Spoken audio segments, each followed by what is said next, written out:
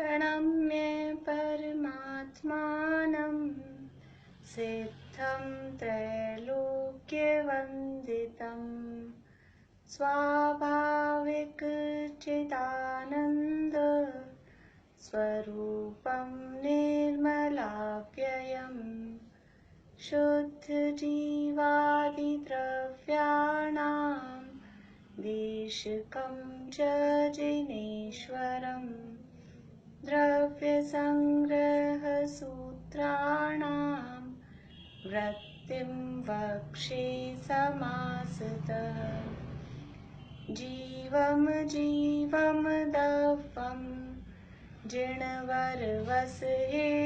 जीर्णनेत्तिष्ठं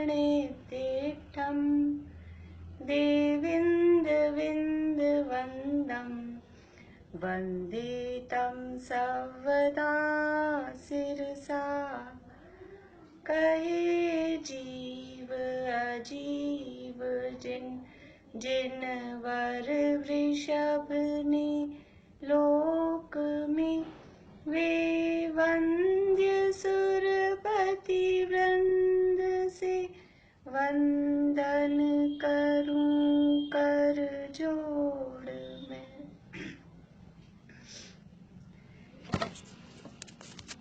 गाथाएं कौन बोल? बढ़िया। देखिए हमारी चर्चा तो 13वीं गाथा के संबंध में चल रही थी।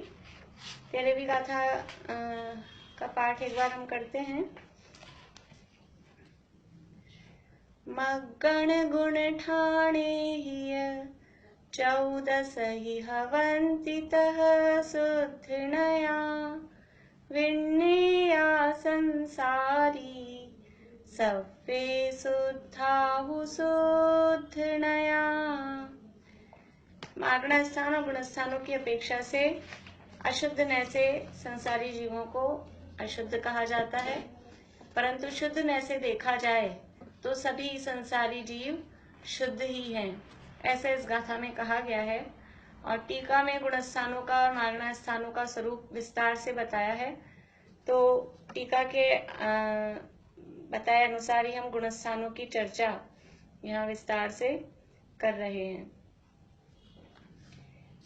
गुण स्थानों की चर्चा में हमारी चर्चा चल रही थी छठे गुण स्थान के संबंध में।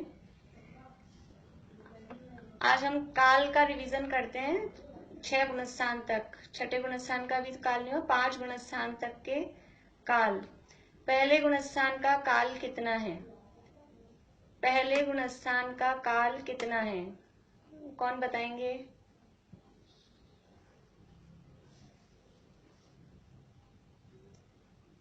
हाँ मीनू दी बोलिए, बोलिए मीनू दी। साधी अनंत? नहीं नहीं, ये तो गलत हो गया। बोलिए सुनीता आंटी, बोलिए। स्पीकर चालू करिए, अनम्यूट करिए।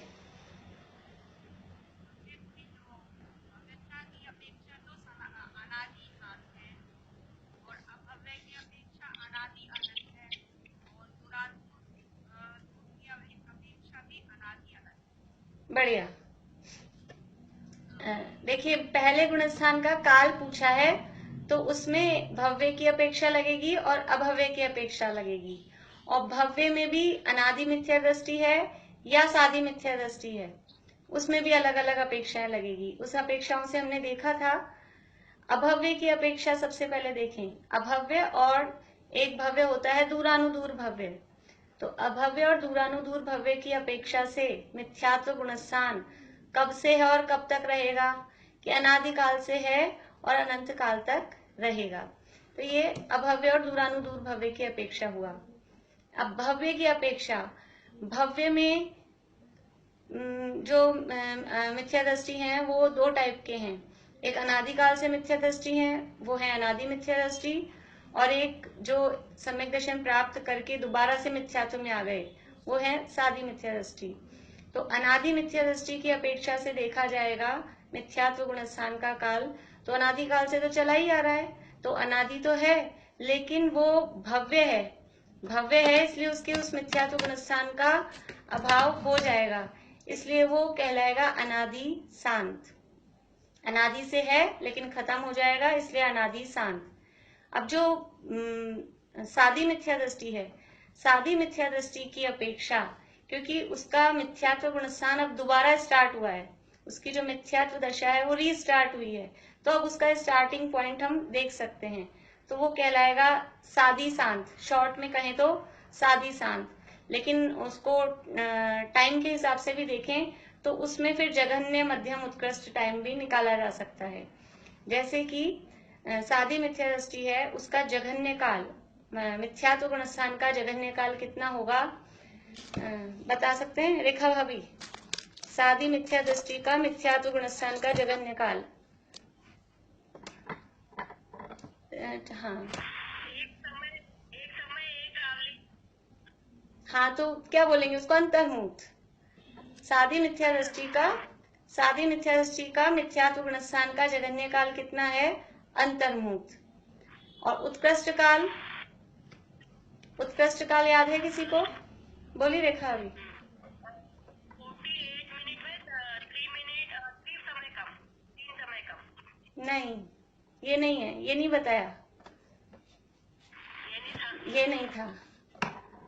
और किसी को ध्यान है? भाभी सुलोचना भाभी? मैं बताऊं? हाँ बताइए, बताइए वर्षा भाभी।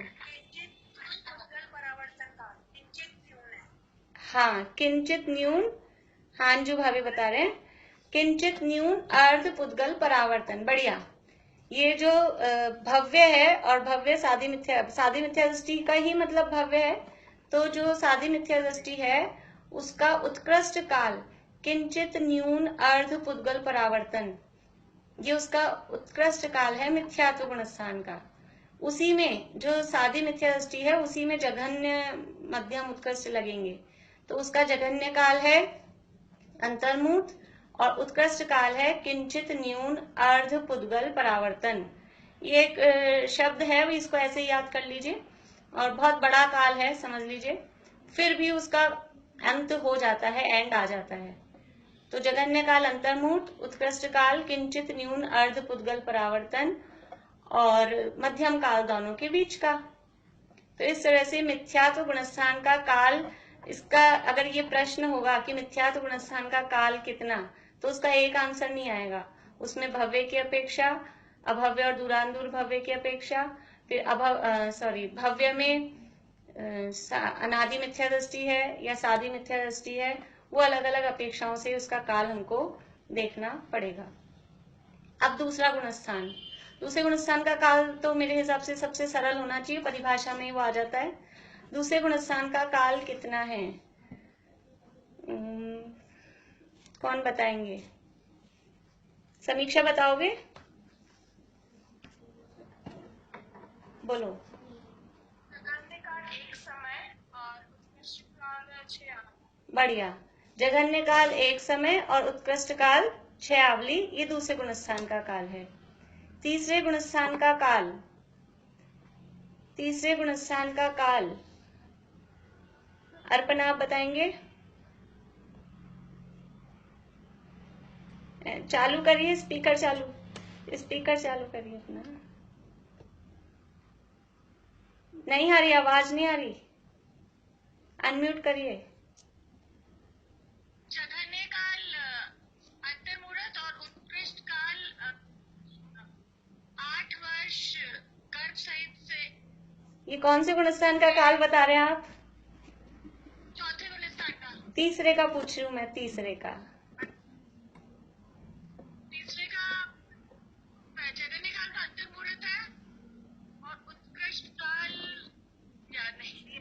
हाँ वर्षा भाभी बताइए। चलिए ठीक है, कोई बात नहीं, जगन्य ठीक है आपका। हाँ बढ़िया, जगन्य काल भी अंतर्मुहूर्त है तीसरे गुणस्थान का, और उत्कृष्ट काल भी अंतर्मुहूर्त है। अब चौथे गुणस्थान का काल,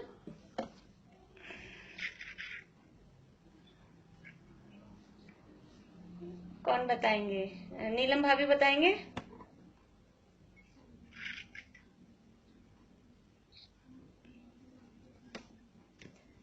हाँ ठीक है, कोशिश करिए। हाँ, एक कोटि पूर्व और एक अंतर्मुहूर्त है, एक कम और एक कोटि। प्रीति, सही है क्या इनका आंसर? प्रीति, नहीं, हाँ, इनका आंसर सही नहीं है, तो सही क्या है बताओ। वो सम्यक दृष्टि की अपेक्षा होगा और क्षमिक सम्यक दृष्टि का नहीं, सम्यक दर्शन का काल नहीं पूछ रहे, अभी गुणस्थान का काल पूछ रहे हैं। अभी देखिए, मैंने उस समय भी बताया था, वो सम्यक दर्शन का काल वो अलग चीज है। जगन्य तो अंतर्मुहूर्त और मैक्सिमम वो तीर्थ सागर से। हाँ, बढ़िया बढ़िया। अविरत सम्यक तो जो चौथा गुणस्थान है, उसका जगन्य काल, अंतर्मुहूर्त और उत्कृष्ट काल 33 सागर से कुछ अधिक, साधिक 33 सागर, और मध्यम काल दोनों के बीच का। जगन्य काल अंतर्मुहूर्त चौथे गुणस्थान का, जगन्य काल अंतर्मुहूर्त और उत्कृष्ट काल साधिक 33 सागर, 33 सागर से कुछ अधिक, उसे बोलेंगे साधिक 33 सागर। ये चौथे गुणस्थान का काल हुआ। अब पंचम गुणस्थान का काल, पंचम गुणस्थान का काल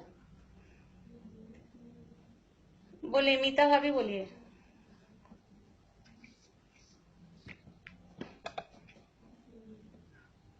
इसका जगन्य तो अंतर्मुहूर्त होएगा हाँ, और इसका मनुष्य गति और तिर्यज गति में होता है, तो मनुष्य के हिसाब से गर्भ काल में 8 वर्ष, एक अंतर्मुहूर्त, एक कोटि पूर्व तक। हाँ, गर्भ काल सहित 8 वर्ष, एक अंतर्मुहूर्त कम, वो कम करना है, कम करना है। बढ़िया एक कोटि वर्ष। बढ़िया। कन्या इन दोनों के बीच का है। मध्यम दोनों के बीच का। हाँ, सॉरी। हाँ, और तिर्यंच गति की अपेक्षा तिर्यंच में तीन समय, नहीं, 3 अंतर्मुहूर्त। 3 अंतर्मुहूर्त कम, एक कोटि पूर्व। बढ़िया, सम्मूर्छन तिर्यंच की अपेक्षा है। ये जो तिर्यंच गति का उत्कृष्ट काल है, वो सम्मूर्छन तिर्यंच की अपेक्षा है, और उसमें 3 अंतर्मुहूर्त कम, एक कोटि पूर्व। तिर्यंच गति में अलग अलग तिर्यंचों की सम्यक्त प्राप्ति की या पंचम गुणस्थान प्राप्ति की योग्यता, वो में अलग अलग उसका टाइम लिमिट है। गर्भज में कुछ अलग है, सम्मूर्छन में कुछ अलग है। तो यहाँ जो लिया है, उत्कृष्ट काल लेना है, और सबसे कम टाइम लगता है सम्मूर्छनों को वो पंचम गुणस्थान प्राप्त करने में, इसलिए यहाँ उनका यहाँ पर हमने लिया है। अब हमारी बात चल रही है छठे गुणस्थान के संबंध में। छठे गुणस्थान का नाम क्या है? प्रमत्त विरत या प्रमत्त संयत, ये छठे गुणस्थान का नाम है।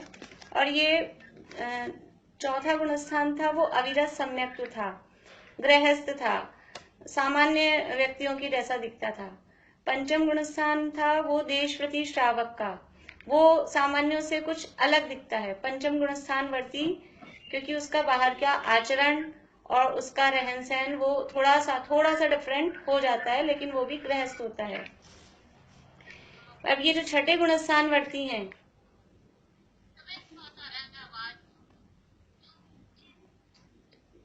मीनू दी आप म्यूट होइए। हाँ, छठे गुणस्थान जो गुणस्थान है, ये मुनि दशा का गुणस्थान है, ये गृहस्थों का गुणस्थान नहीं है। छठे गुणस्थान वर्ती मतलब मुनिराज। तो अब ये मुनिराज की चर्चा है। तो क्या नाम है गुणस्थान का? प्रमत्त विरत। प्रमत्त का मतलब है प्रमाद से सहित हैं, और विरत का मतलब है विरक्त हैं। विरक्त है मतलब संयमी हैं। विरत है मतलब 5 पापों से विरक्त हैं, 5 पापों का त्याग है, या कहें पूर्ण संयमी है, पूर्ण व्रती है। तो प्रमाद सहित दशा है, लेकिन वो पूर्ण व्रतों से सहित है। अभी इस गुणस्थान में कौन सी कषाय का उदय है? किस कषाय के उदय से ये दशा बन रही है? तो संज्वलन और 9 कषायों के, संज्वलन कषाय और 9 कषायों के तीव्र उदय से। ऐसा कोई है अपनी क्लास में जिन्हें 9 कषायों के नाम नहीं आते हों? जिन्हें ऐसा हो तो वो बोलें अपने आप ही कि मुझे नहीं आते हैं। कौन है, आप अपना नाम बोलिए। साधना जैन अभी नया ज्वाइन की हूँ। हाँ हाँ, ठीक है ठीक है। 9 कषायों के नाम बताने हैं। कौन बता रहे हैं, बोलिए अर्पणा। ये हास्य रति रति है क्या ये? हाँ हाँ, बिल्कुल यही है। अर्पणा बताइए।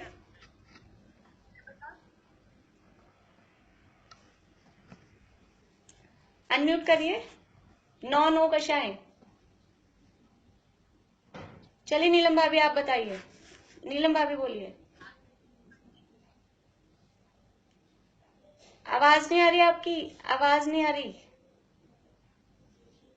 हास्य रति अरति शोक भय जुगुप्सा स्त्रीवेद पुरुषवेद नपुंसक। बढ़िया।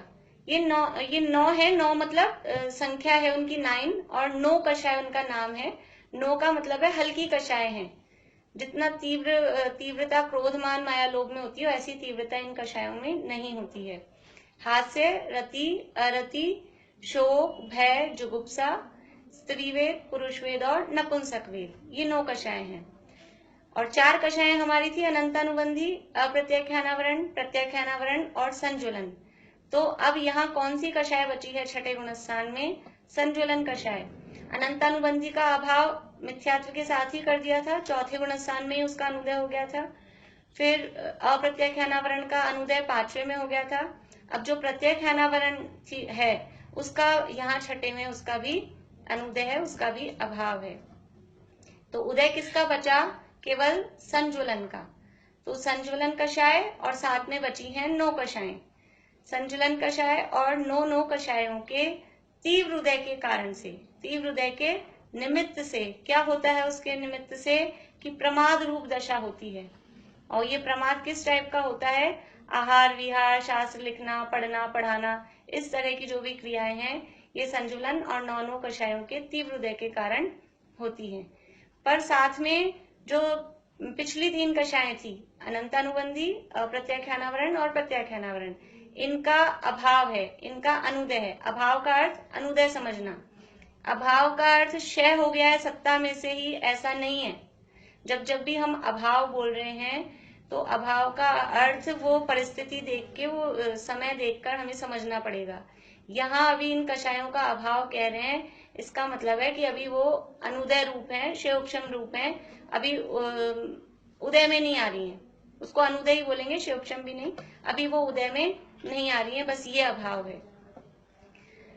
तो ये 3 कषाय चौकड़ी का जो अभाव है उसके कारण क्या हो रहा है? उसके कारण ये सकल व्रत रूप परिणाम, महाव्रत रूप जो परिणाम है वो उसके कारण हो रहे हैं। 3 कषाय चौकड़ी के अभाव के कारण महाव्रत रूप परिणाम और जो वीतरागता है वो उसके कारण हो रही है। तो परिभाषा हमने देखी थी, संजुलन और 9 कषाय के तीव्र उदय के निमित्त से प्रमाद सहित दशा होने पर भी 3 कषाय चौकड़ी के अनुदय पूर्वक वीतरागता और सकल व्रतों यानी महाव्रतों से सहित परिणाम को प्रमत्त विरत गुणस्थान कहते हैं।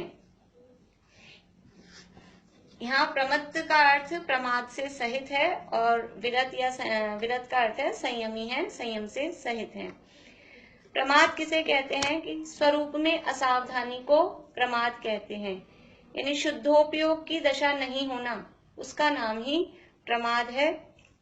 अथवा कहें तो जो कषायों की अधिकता है, कषायों का जो उदय आ रहा है, उस अवस्था को भी प्रमाद कहते हैं।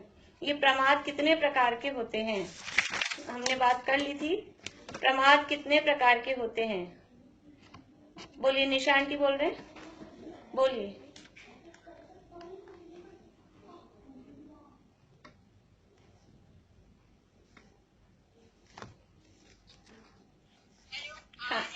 हाँ जी, बोलिए। प्रमाद 15 प्रकार के होते हैं। 4 विकथा, 5 इंद्रिय विजय, 1 स्नेह और निद्रा, और 4 हाँ, 4 कषाय, 4 विकथा, 4 कषाय, 5 इंद्रिय के विषय। इंद्रिय विजय नहीं है, ये इंद्रियों के विषय हैं। 5 इंद्रियों के विषय, निद्रा और स्नेह, ये 15 प्रकार के प्रमाद। यहाँ तक कि जितने भी गुणस्थान हैं, छठे गुणस्थान तक ये 15 प्रकार के प्रमाद पाए जाते हैं। और मुनिराजों के जीवन में इनका क्या स्वरूप होता है उसकी भी चर्चा हमने कुछ की थी। जैसा हम समझते हैं उस टाइप का प्रमाद उनको नहीं होता है। निद्रा रूप प्रमाद कितना होता है मुनिराज के जीवन में? भूमाहि पिछली रयनी में कछु शयन एकासन करन। रात्रि के अंतिम पहर में बहुत थोड़ा सा नींद लेते हैं, और वो भी नींद बहुत हल्की होती है, लेकिन बस उसी को वो प्रमाद दशा, निद्रा, जो निद्रा नाम का भेद है, इतना सा उनके जीवन में इस छठे गुणस्थान तक रहता है। और इसके और भेद करते हैं, इन 15 को ही आपस में मल्टीप्लाई करते हैं। जैसे हम वो बनाते हैं 108 भेद, समरंभ समारंभ आरंभ, मन वचन कीने प्रारंभ, कृतकारित मोदन करके, क्रोधादि चतुष्टय धर के, जो हमने 108 प्रकार के जीवाधिकरण, छठे अध्याय में जीवाधिकरण के 108 भेद हमने किए थे, उसी तरह से इनको आपस में मल्टीप्लाई करते हैं तो ये 80 हो जाते हैं, 80 प्रमाद के भेद हो जाते हैं। और भी इनका और मल्टीप्लाई इनको करते हैं तो 37,500 इतने भी भेद इनके बन जाते हैं। वो अभी अपने को नहीं देखना है, केवल आपको बताया है कि इतने भी भेद इनके बन जाते हैं। फिर है यहाँ संयम। तो संयम किसे कहते हैं, या संयम कितने प्रकार का होता है? तो संयम 2 प्रकार का होता है, एक इंद्रिय संयम और एक प्राणी संयम। प्राणी संयम किसे कहते हैं कि 6 काय के जीवों की रक्षा या 6 काय के जीवों की हिंसा से विरक्ति, मतलब 6 काय के जीवों की हिंसा का त्याग करना, उसका नाम है प्राणी संयम। 6 काय के जीव कौन से हैं? पृथ्वी काय, जल काय, अग्नि काय, वायु काय, वनस्पति काय, और छठा है त्रस काय। छठा आएगा त्रस। त्रस को एक में लिया, 5 स्थावरों को अलग अलग, तो ये कहलाते हैं 6 काय के जीव। इन जीवों की हिंसा से विरक्ति, इन जीवों की हिंसा का त्याग, या कहें कि इन जीवों की रक्षा का परिणाम, वो कहलाता है प्राणी संयम। और इंद्रिय संयम, 5 इंद्रियां और छठा मन, इस तरह से ये भी 6। तो इन 6 के विषयों से विरक्ति, 5 इंद्रिय और मन के विषयों से विरक्ति, उसका नाम इंद्रिय संयम है। तो इस तरह से टोटल करके संयम के 12 भेद हो जाते हैं, 6 प्रकार का इंद्रिय संयम और 6 प्रकार का प्राणी संयम। अब अपनी बात चलती है आगे, सम्यक्त्व कौन सा होगा? इस छठे गुणस्थान में सम्यक्त्व कौन सा हो सकता है? आप लोग गैस करेंगे, बोलिए मीना चाची, कौन सा सम्यक्त्व हो सकता है छठे गुणस्थान में? नहीं आइडिया? हाँ बताइए, जो बोलिए। हाँ बढ़िया, तीनों में से कोई भी सम्यक्त्व इस छठे गुणस्थान में हो सकता है।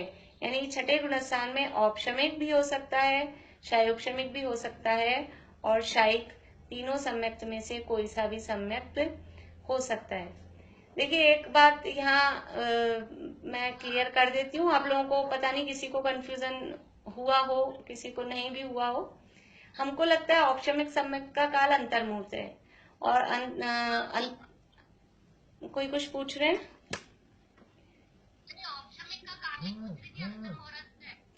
हाँ वही मैं कह रही हूँ कि हमको ऐसा लगता है कि औपशमिक का काल ही अंतर्मुहूर्त है, तो वो अंतर्मुहूर्त तक तो आत्मा में ही लीन रहते होंगे, तो फिर गुणस्थानों का परिवर्तन कैसे हो सकता है? प्रीति ने पूछा था शायद, ये किसी ने कल पूछा था मुझसे ऐसा, तो ऐसा नहीं है। औपशमिक सम्यक्त्व का काल अंतर्मुहूर्त है, तो वो पूरे टाइम ही आत्मा के अनुभव रूप दशा होती है उस औपशमिक सम्यक्त्व के काल में, ऐसा नहीं है। आत्मा का अनुभव तो बहुत क्षण मात्र के लिए होता, मतलब जो शुद्धोपयोग रूप दशा है औपशमिक सम्यक्त्व के काल में भी वो बहुत कम टाइम के लिए होता है। उसके बाद में वो जो उसका अंतर्मुहूर्त काल है, वो उस अंतर्मुहूर्त काल तक वो जो कर्मों का उपशम है वो बना रहता है, और वो जो परिणति है, उस मिथ्यात्व और अनंतानुबंधी के अभाव रूप जो परिणति है, वो परिणति अंतर्मुहूर्त तक बनी रहती है। इसका मतलब है औपशमिक सम्यक्त्व का अंतर्मुहूर्त काल है। तो उसी समय जीव, कल हमने पढ़ा था ना, औपशमिक सम्यक्त्व 5वें गुणस्थान में भी हो सकता है। तो उसी समय जीव बाद में मतलब वो शुद्धोपयोग से बाहर अगर आया और फिर से वो वापस से प्रयास करे तो उसी समय, या फिर वो शुद्धोपयोग की दशा में ही है और फिर देखो गुणस्थानों का संबंध तो कषायों के अनुदय कर्मों की तरफ से अपन देखते हैं, तो कितनी कषायों का अभाव हुआ है, कौन सी कषाय अब ऊपर उदय में आई है, उसके आधार पर गुणस्थान बनते हैं। तो ऐसा भी हो सकता है कि डायरेक्ट पहले से ही पांचवा आ जाए, डायरेक्टली ऐसा पुरुषार्थ करें कि 2 कषाय का अभाव एक साथ कर दें, तो ऐसा भी हो सकता है।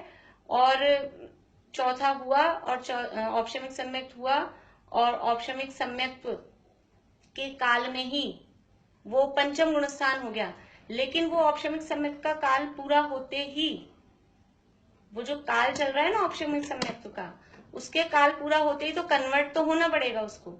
अब या तो उसके 4 रास्ते हमने पहले पढ़ रखे हैं, वो कन्वर्जन तो उसमें होगा ही।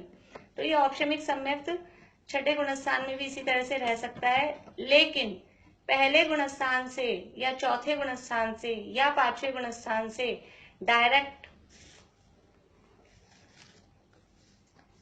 डायरेक्ट जो है वो यानी पहले से, चौथे से या 5वें से डायरेक्ट छठा गुणस्थान नहीं आ सकता है। छठा गुणस्थान कब आता है? वो 7वें से उतरते समय ही आता है। जैसे कि हमने दूसरे गुणस्थान में देखा था, वो पहले से ऊपर दूसरा नहीं आएगा, वो कब आता है? चौथे से उतरते समय ही दूसरा गुणस्थान आता है। उसी तरह से 7वें गुणस्थान से उतरते समय, 7वें से उतरते समय ही छठा गुणस्थान आता है। कोई डायरेक्ट चढ़ रहा हो तो 5वें के बाद में फिर छठे में आ जाए, ऐसा नहीं होता है। तो 7वें गुणस्थान में भी औपशमिक सम्यक्त तो हो सकता है, और उसी के काल में वो जो छठा 7वां होता रहता है, तो उसी के काल में वो छठे में भी आ सकते हैं। तो इस तरह से इस छठे गुणस्थान में तीनों सम्यक्त तो पॉसिबल है। तीनों एक साथ नहीं, कोई सा एक जीव को तीनों में से कोई सा भी एक सम्यक्त एक समय में हो सकता है। अब चारित्र की बात करें तो छठे गुणस्थान में कौन सा चारित्र है? सामान्य रूप से हम देखें तो सम्यक चारित्र है या मिथ्या चारित्र है? तो हम कहेंगे सम्यक चारित्र है। छठे गुणस्थान में सम्यक चारित्र है। और जो कल हमने 3 प्रकार के देखे थे, औपशमिक चारित्र, शायोपशमिक चारित्र और शायिक चारित्र, इन तीनों चारित्र में से कौन सा चारित्र होगा? तो इन तीनों में से छठे गुणस्थान में शायोपशमिक चारित्र है। औपशमिक चारित्र तो 11वें गुणस्थान में होता है और शायिक चारित्र 12वें गुणस्थान में होता है। तो अभी ये जो छठे से लेके आगे के गुणस्थान है उनमें शायोपशमिक चारित्र है।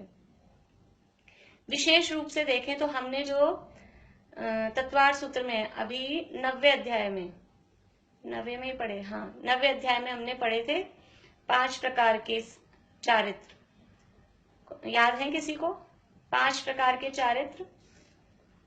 सुनीता आंटी बता सकते हैं?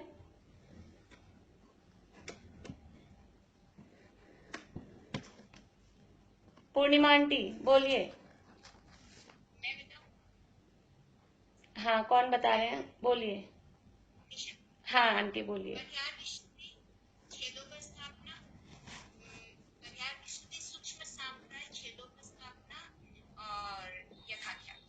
हाँ ये 4 ही हुए, एक कम रह गया। कौन पूरा करेंगे? एक अब याद आ गया हो तो किसी को। हाँ बढ़िया, स्वरूपाचरण नहीं, सामायिक। बढ़िया, सामायिक, छेदोपस्थापना, परिहार विशुद्धि, सूक्ष्म सांप्राय और यथाख्यात, ये 5 प्रकार के चारित्र हमने पढ़े थे 9वें अध्याय में। सामायिक, छेदोपस्थापना, परिहार विशुद्धि, सूक्ष्म सांप्राय और यथाख्यात। तो अब वहां हमने गुणस्थान भी देखे थे कि ये सामायिक चारित्र ये कौन से गुणस्थान में होता है, छेदोपस्थापना चारित्र कौन से गुणस्थान में होता है? ध्यान है किसी को? सुलोचना भाभी बोलिए। नहीं, छठा 7वां नहीं। बोलिए रेखा भाभी। 5वें में तो चारित्र है, 5वें में तो संयम है, 5वां तो है ही नहीं। और किसी को ध्यान है? मीता भाभी थोड़ा ज्यादा ऊपर हो गए आप, छठे से नवे तक, छठे से नवे तक। सामायिक और छेदोपस्थापना दोनों प्रकार के चारित्र छठे से नवे तक पाए जाते हैं। और ये हमारा गुणस्थान कौन सा आ गया है? छठा। तो यहाँ कौन सा चारित्र पाया जा सकता है? सामायिक चारित्र और छेदोपस्थापना चारित्र, या उसको सामायिक संयम भी बोलते हैं। संयम भी इन्हीं को बोलते हैं, सामायिक संयम और छेदोपस्थापना संयम। इसके अलावा इन पांचों में से एक और है जो केवल छठे गुणस्थान में ही होता है। इन पांचों में से ही एक और है, बोलिए। परिहार विशुद्धि। हाँ, बढ़िया बढ़िया, दोनों ने जवाब दे दिया। परिहार विशुद्धि, परिहार विशुद्धि जो संयम है वो भी इस छठे गुणस्थान में ही होता है। तो विशेष अपेक्षा से हम देखें तो सामायिक, छेदोपस्थापना और परिहार विशुद्धि संयम भी इस छठे गुणस्थान में पाया जाता है। अब काल की चर्चा, ये हमने पढ़ा हुआ था, इसलिए थोड़ा हमारा रिवीजन भी हो जाए, इसलिए मैंने ये बात यहाँ कर ली क्योंकि रिलेटेड है इससे। काल, छठे गुणस्थान का काल कितना है? जघन्य काल, उत्कृष्ट काल उसी तरह से है। तो जघन्य काल यानी छठे गुणस्थान का जघन्य काल होगा अंतर्मुक्त, सामान्य नॉर्मल जो अवस्था है, सामान्य अवस्था में छठे गुणस्थान का जघन्य काल अंतर्मुहूर्त होता है, यथा योग्य। अभी आगे के गुणस्थानों में अंतर्मुहूर्त का मतलब अपन वो नहीं लगाना कि वो 48 मिनट तक का अंतर्मुहूर्त चलेगा या एकावली एक समय वाला अंतर्मुहूर्त है, यानी जघन्य में उतना है और उत्कृष्ट में 48 मिनट वाला है, ऐसा नहीं। उनके साथ शब्द आएगा यथा योग्य। यथा योग्य यानी उस गुणस्थान का जितना अंतर जघन्य काल में जितना अंतर्मुहूर्त लिया होता है, अब वो समझ लीजिए वो केवल ज्ञानी गम्य है, उसमें 2 मिनट वाला अंतर्मुहूर्त होता है कि 5 मिनट वाला अंतर्मुहूर्त होता है कि 2 सेकंड वाला अंतर्मुहूर्त होता है, वो जो भी होता है वहां लिखा है यथा योग्य। तो यथा योग्य अंतर्मुहूर्त वो उसका जघन्य काल है। और उत्कृष्ट काल, उत्कृष्ट काल भी वही यथा योग्य अंतर्मुहूर्त वही उत्कृष्ट काल है। लेकिन एक विशेष परिस्थिति है जब अंतर्मुहूर्त से कम काल भी जघन्य काल छठे गुणस्थान का हो सकता है। जो कोई विशेष परिस्थितियों में अंतर्मुहूर्त से कम काल भी, यानी 1 समय, 2 समय, 4 समय, 10 समय, ऐसा करते करते एक आवली तक भी अंतर्मुहूर्त से कम हुए ये सब, तो अंतर्मुहूर्त से कम काल भी छठे गुणस्थान का हो सकता है। वो परिस्थिति कब है? वो है मरण की अपेक्षा। यदि कोई मुनिराज छठे गुणस्थान में आए, एक ही समय हुआ और आते ही मरण हो गया, तो इस अपेक्षा से छठे गुणस्थान का जघन्य काल एक समय भी हो सकता है। हमने कल 2-3 गुणस्थानों में देखे थे। जैसे पहला गुणस्थान है मिथ्यात्व गुणस्थान, उसका जघन्य काल 1, 2, 3 समय नहीं हो सकता। जो सादी मिथ्या दृष्टि दोबारा से मिथ्यात्व में आया है, वो कम से कम अंतर्मुहूर्त काल मिथ्यात्व गुणस्थान में रहेगा ही। ऐसे ही चौथे गुणस्थान का, चौथे गुणस्थान में कोई भी जीव 1, 2, 3 समय के लिए नहीं रह सकता, कम से कम अंतर्मुहूर्त रहेगा ही। 5वें गुणस्थान में भी कम से कम अंतर्मुहूर्त रहेगा ही। लेकिन ये जो छठा गुणस्थान है, इस गुणस्थान में अंतर्मुहूर्त से कम भी रह सकता है, लेकिन मरण की अपेक्षा। यदि मर नहीं रहा है, आयु अभी बाकी है, तो फिर छठे गुणस्थान का जघन्य काल अंतर्मुहूर्त ही रहेगा। तो जघन्य काल यथा योग्य अंतर्मुहूर्त और मरण की अपेक्षा से एक समय। इसको इसी तरह से लिखेंगे, जघन्य काल उसमें 2 पॉइंट बना लेंगे, मरण की अपेक्षा एक समय और सामान्य अपेक्षा यथा योग्य अंतर्मुहूर्त। और उत्कृष्ट काल भी यथा योग्य अंतर्मुहूर्त और मध्यम काल दोनों के बीच का। और मध्यम काल में भी बीच का कौन सा लेना है कि वो एक समय यानी 2 समय से लेके और फिर अंतर्मुहूर्त, तो वो अंतर्मुहूर्त से कम वाले जितने भी समय आ रहे हैं मध्यम काल में, वो भी मरण की अपेक्षा ही लेने हैं। सामान्य अपेक्षा में 1, 2, 3 समय का मध्यम काल भी नहीं बनेगा, मध्यम काल अंतर्मुहूर्त ही बनेगा। तो ये इस तरह से इसका काल हुआ। अभी यहाँ इस गुणस्थान के संबंध में कुछ विशेष बातें कि ये मुनि दशा का गुणस्थान है और इस गुणस्थान में ही मुनिराज जो 28 मूल गुणों के पालन रूप क्रिया होती है, वो 28 मूल गुणों के पालन रूप क्रिया इस गुणस्थान में उनकी होती है। तो 28 मूल गुण कौन से हैं, कौन बताएंगे? 28 मूल गुण कौन से हैं?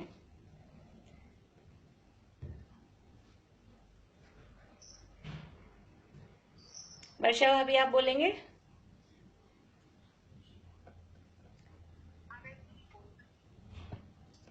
चलिए साधना जी कह रहे हैं, आप बोलिए। रुकिए वर्षा अभी, आप रुकिए। हाँ आप बोलिए साधना जी।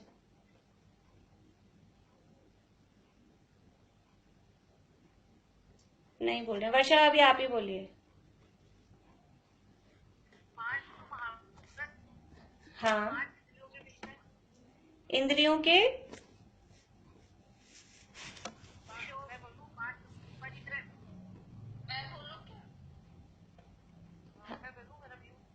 हाँ बोलिए, अब बोलिए। साधना जी बोल रहे हैं, बोलिए। हाँ हाँ, कुछ कम रह गए।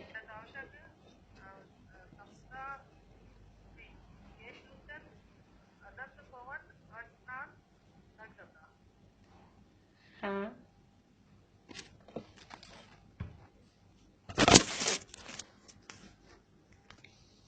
5 महाव्रत, 5 समिति, 5 इंद्रियों पर विजय या 5 इंद्रियों का निरोध, 5 इंद्रियों के विषय और 5 इंद्रियों पर विजय, ये दोनों में ध्यान रखना है। जो हमने प्रमाद में बोला था वो थे 5 इंद्रियों के विषय, और यहाँ है 5 इंद्रियों पर विजय या कहेंगे 5 इंद्रियों का निरोध। तो 5 महाव्रत, 5 समिति, 5 इंद्रियों के विषयों का निरोध या 5 इंद्रियों पर विजय, 6 आवश्यक और 7 शेष गुण कहे जाते हैं। वो 7 अलग अलग करके हैं। 5 महाव्रत सबको पता ही होंगे करीब, अहिंसा, सत्य, अचौर्य, ब्रह्मचर्य और अपरिग्रह, ये 5 महाव्रत हैं। 5 समिति, 5 समिति कौन सी हैं? अर्पणा, अर्पणा, 5 समिति कौन सी हैं? अनम्यूट करिए। समिति, भाषा समिति, आदान निक्षेपण समिति,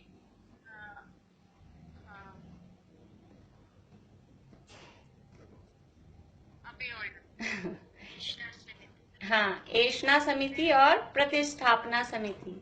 ईर्या, भाषा, एषणा, आदान निक्षेपण और प्रतिस्थापना, ये 5 प्रकार की समितियां हुई। 5 इंद्रियों का निरोध, स्पर्शन, रसना, घ्राण, चक्षुर, कर्ण, ये 5 इंद्रियां हैं। इनके विषयों में लीन नहीं होना, इनके विषयों में आसक्त नहीं होना, वो कहलाता है 5 इंद्रियों का निरोध। फिर है 6 आवश्यक। हाँ अब बताइए 6 आवश्यक बोलिए साधना जी।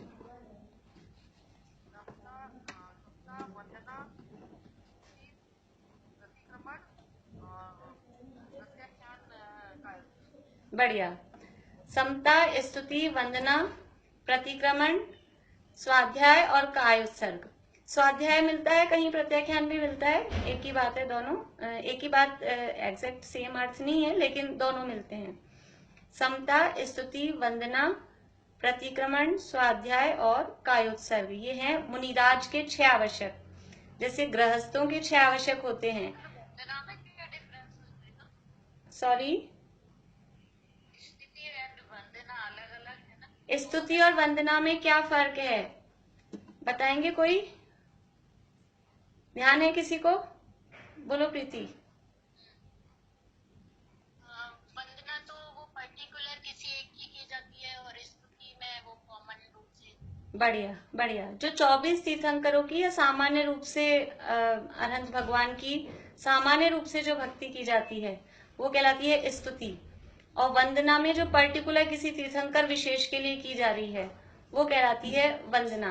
ये डिफरेंस है इनमें, लेकिन फिर भी स्तुति और वंदना दोनों शब्दों को एक दूसरे की जगह यूज ले लेते हैं, ऐसा बाउंडेशन भी नहीं है। लेकिन फिर भी आप देखिए, जैसे हम जो मंदिर में देव दर्शन के समय हम बोलते हैं स्तुति, वीतराग सर्वज्ञ हितंकर या प्रभु पतित पावन या अति पुण्योदय माया, इसमें पर्टिकुलर ऐसा नाम नहीं है महावीर भगवान की पार्श्वनाथ भगवान, तो ये है स्तुति। और जो पर्टिकुलर है जैसे महावीर वंदना, जो मोह माया मान मत्सर जो दादा की है वो पर्टिकुलर है, या 24 तीर्थंकर वंदना वो अलग अलग 24 तीर्थंकर भगवानों की वो पर्टिकुलर है, जो हम लोग लास्ट में बोलते थे पहले जिनवाणी स्तुति के समय, वो अलग अलग पर्टिकुलर तीर्थंकरों की है, तो उन्हें कहते हैं वंदना, और जो कॉमन रूप से होती है उन्हें बोलते हैं स्तुति। हाँ, आगे है 7 शेष गुण। आपको कुछ पूछना है साधना जी? ठीक है, कोई बात नहीं, कोई दिक्कत नहीं है। 7 शेष गुण तो छड़ाला में आता है, जिनके न न्योन न दंत धोवन लेश अंबर आवरण, यानी जिनके न्योन नहीं, यानी स्नान नहीं है, स्नान का त्याग, अस्नान, न दंत धोवन का त्याग, यानी मंजन नहीं करते, लेश अंबर आवरण भी नहीं है, यानी कि नग्न रहते हैं, जिनके पास थोड़े भी वस्त्र, कुछ भी वस्त्र का धागा भी नहीं है। तो पहला क्या हुआ? अस्नान, दूसरा अदंत धोवन, फिर नग्नत्व, जिनके न न्योन न दंत धोवन लेश अंबर आवरण, भूमाहि पिछली रयनि में कछु शयन एकासन करन, भूमि शयन, ये हुआ चौथा मूल गुण। भूमि शयन, भूमि पर सोना, और उसको और बड़ा करके लिखें तो भूमि पर रात्रि के पिछले प्रहर में एक करवट से सोना, शॉर्ट में बोलते हैं तो भूमि शयन। ये हुआ नग्नत्व, नग्न रहना, वस्त्र नहीं है इसका मतलब है नग्न रहना। फिर है एक बार दिन में ले आहार, दिन में एक बार भोजन करते हैं, ये उनका मूल गुण है 5वें नंबर का। फिर खड़े अलप निज पान में, खड़े खड़े आहार लेना, ये हुआ खड़े खड़े, और कर पात्र में, अपने हाथों में कर पात्र में आहार लेना, ये छठा हुआ। दिन में एक बार आहार लेना, ये 5वां। फिर खड़े खड़े कर पात्र में आहार लेना, ये छठा। और फिर 7वां क्या है? केश लोच, कचलोच करत न डरत परिशय सो लगे निज ध्यान में। केश लोच ये मुनिराज के मूल गुण हैं। तो इस तरह से मुनिराज के 28 मूल गुण हैं। अब इस गुणस्थान के संबंध में कुछ जो विशेष बातें हैं वो करके अपन इस गुणस्थान की चर्चा को पूरा करेंगे कि ये गुणस्थान है, ये शुभोपयोग रूप है। इस गुणस्थान में शुद्धोपयोग वाली दशा नहीं है, और ये शुद्ध परिणति तो चलती है। परिणति देखिए, शुद्ध परिणति और शुद्धोपयोग ये दो चीजें अलग अलग है। शुद्ध परिणति का मतलब है कि वो जो वीतरागता हमें प्रकट हुई है वो वीतरागता हमारे मेंटेन रहे, मतलब वो हमारे ख्याल में रहे। जैसे रसगुल्ला जिस समय हम खा रहे होते हैं, जिस समय हम रसगुल्ला खा रहे हैं उस समय तो रसगुल्ले का हमको स्वाद आ रहा है, वो कहलाता है शुद्धोपयोग। उदाहरण मतलब उसको समझना एज शुद्धोपयोग, कि जिस समय आत्मा का अनुभव कर रहे हैं उस समय बिल्कुल उसका आनंद आ रहा है। लेकिन अब आज रसगुल्ला खा लिया, पर उस रसगुल्ले के स्वाद को हम कब तक मतलब जैसे ही रसगुल्ला शब्द बोला तो वो हमको स्वाद हमेशा पता रहता है कि नहीं, कि रसगुल्ला क्या चीज होती है। इमली बोला तो जिस समय इमली खा रहे हैं उस समय उसकी स्वाद ले रहे हैं, लेकिन नहीं खा रहे होते हैं तब भी वो जो एक बार खा लिया तो वो उसका जो हमको पता रहता है, वो जो टेस्ट हमको ध्यान है, मुंह में पानी आ जाता है, वो क्या चीज है? वो परिणति। तो जिस समय आत्मा में लीन है वो कहलाती है दशा शुद्धोपयोग।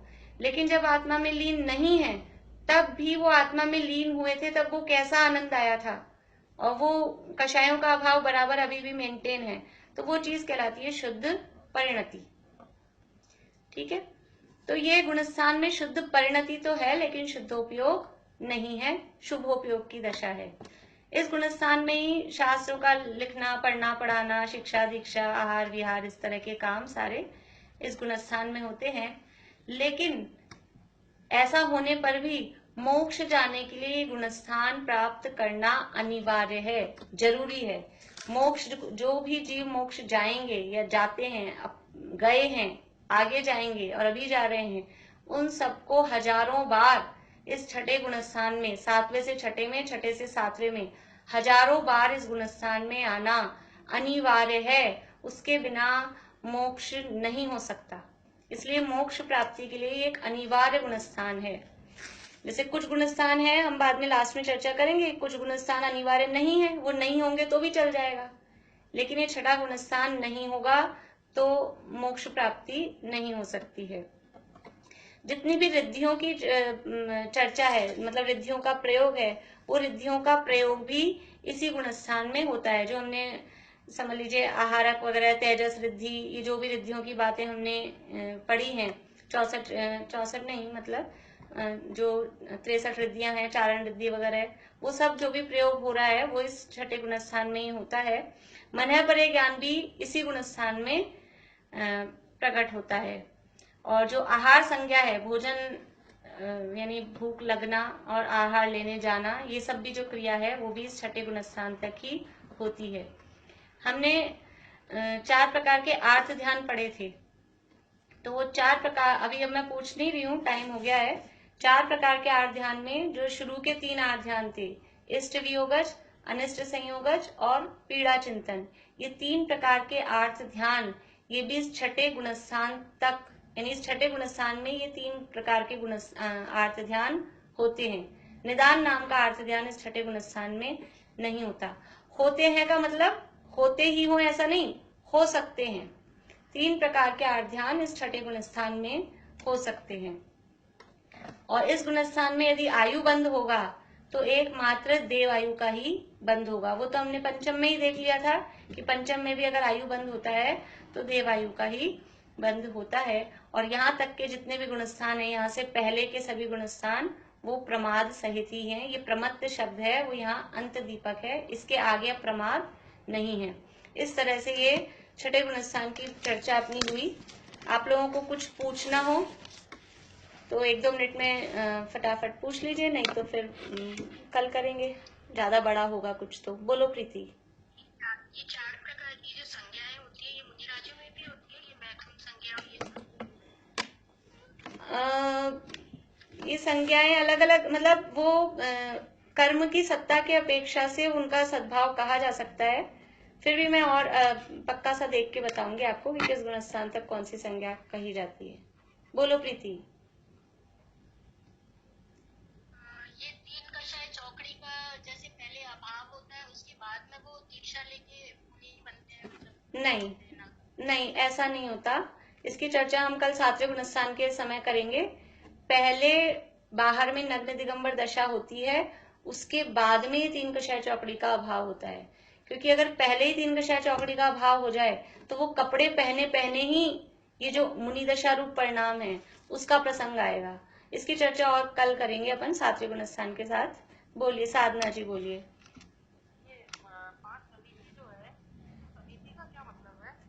समिति का मतलब है सम्यक प्रकार से प्रवृत्ति करना, उसको कहते हैं समिति। समितियां हैं, ये प्रवृत्ति रूप है, जो क्रियाएं हो रही है। मुनि दशा में, मुनि जीवन में यही 5 प्रकार की क्रियाएं होती हैं।